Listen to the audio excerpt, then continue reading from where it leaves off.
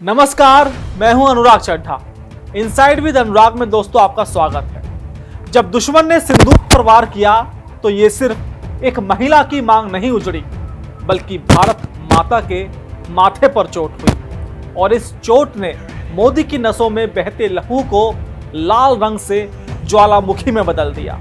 मोदी वो नाम है दोस्तों जो रहता तो शांत है, लेकिन जब उसके भीतर का लावा खोलता है तो सिर्फ शब्द नहीं निकलते, युद्ध निकलता है।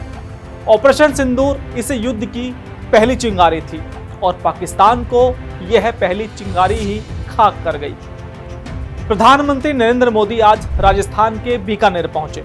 26,000 करोड़ रुपए की परियोजनाओं का उद्घाटन किया। रेल, सड़क, बिजली, पानी और ऊर्जा, हर दिशा में विकास की बाढ़ लाई गई। लेकिन जैसे ही उनका भाषण शुरू हुआ, वातावरण में बिजली सी कौंध गई। पूरे बीकानेर में एक युद्ध घोष गूंजा। बीकानेर की पवित्र धरती, जहां रेत इतिहास नहीं बल्कि शौर्य की गाथा लिखती है, जहां सूरज डूबता नहीं बल्कि तलवार की धार पर चमकता है। आज जब प्रधानमंत्री नरेंद्र मोदी यहां पहुंचे तो सिर्फ विकास की सौगात नहीं लाए, वो लाए विकास की विभीषिका और विध्वंस की भविष्यवाणी। इसलिए आज की वीडियो में हम बाईलाइन मोदी के डायलॉग को समझेंगे और उसका विश्लेषण करेंगे। आतंकवादियों ने धर्म पूछकर हमारी बहनों की मांग का सिंदूर उजाड़ दिया था।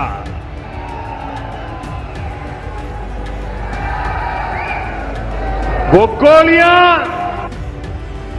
पहलगाम में चली थी, लेकिन उन गोलियों से 140 करोड़ देशवासियों का सीना छलनी हुआ था। यह महज एक वाक्य नहीं था, यह एक राष्ट्र की रगों में दौड़ती चीख थी। सिंदूर सिर्फ एक स्त्री का श्रृंगार नहीं, भारत मां की आत्मा का प्रतीक है। और जब उस आत्मा पर चोट की जाती है तो वह आंसू नहीं बहाती, वह ज्वालामुखी बन जाती है। मोदी ने बता दिया कि यह हमला एक भारतीय पर नहीं था, यह हमला भारत की अस्मिता पर था और भारत अब खून के हर कतरे का जवाब ले रहा है। मोदी का दूसरा डायलॉग, 22 तारीख के हमले के जवाब में हमने 22 मिनट में आतंकियों के 9 सबसे बड़े ठिकाने तबाह कर दिए।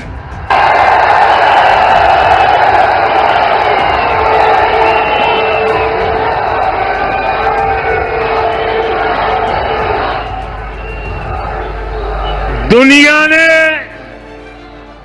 और देश के दुश्मनों ने भी देख लिया कि जब सिंदूर बारूद बन जाता है तो नतीजा क्या होता है। ये वक्तव्य नहीं, एक चेतावनी थी, एक कैलकुलेटेड धमाका था। 22 मिनट, ये मोदी थे या भारत का टाइम बम। यह संदेश सिर्फ पाकिस्तान के लिए नहीं था, यह उन गद्दारों के लिए भी था जो भारत में रहकर पाकिस्तान की भाषा बोलते हैं। जब सिंदूर बारूद बनता है, यह पंक्ति अपने आप में भारत की नई युद्ध नीति का घोषणा पत्र है। मोदी का तीसरा डायलॉग, जो सिंदूर मिटाने निकले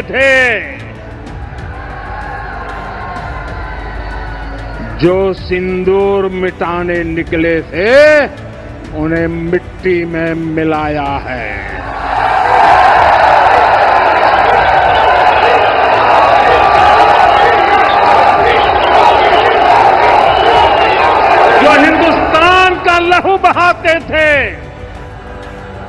जो हिंदुस्तान का लहू बहाते थे, आज कतरे कतरे का हिसाब चुकाया है। एक ऐसा चक्रव्यूह रचा कि पाकिस्तान को घुटनों पर ला दिया। यह चक्रव्यूह अर्जुन का नहीं, भारत के प्रत्येक नागरिक का था। मोदी ने सेना को खुली छूट दी और सेना ने सीमाओं के बाहर जाकर दुश्मनों की अर्थी सजाई। और पाकिस्तान, वह अपने हथियार दिखा रहा और ना भाषण दे रहा। सिर्फ सेंसरशिप और सन्नाटा उसकी नई पहचान है। मोदी का चौथा डायलॉग, न ट्रेड होगा न टॉक। अगर बात होगी तो सिर्फ पाकिस्तान के कब्जे वाले कश्मीर की, पीओके की। अब इस वाक्य में 70 साल की कूटनीति का शब्दहा कर दिया गया। अब बात सिर्फ पीओके की होगी।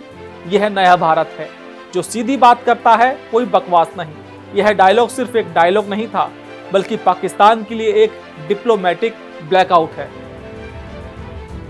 मोदी का 5वां डायलॉग। हमारी सरकार ने तीनों सेनाओं को खुली छूट दे दी थी।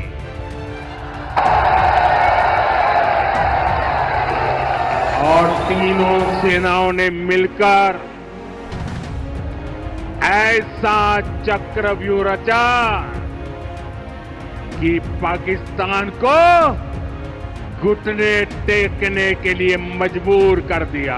यह न्याय का नहीं, प्रतिशोध का नहीं, यह भारत के रौद्र रूप का प्रदर्शन है। मोदी के शब्दों में अब कठोर निंदा करने वाला भारत नहीं, शस्त्रधारी भारत बोलता है। जब कोई किसी स्त्री की मांग का सिंदूर मिटाता है तो वो केवल एक महिला की अस्मिता नहीं रौंदता, वो भारत माता के मस्तक पर आघात करता है। और जब सिंदूर बहता है तब बारूद बन जाता है, फिर परिणाम नहीं प्रलय होता है।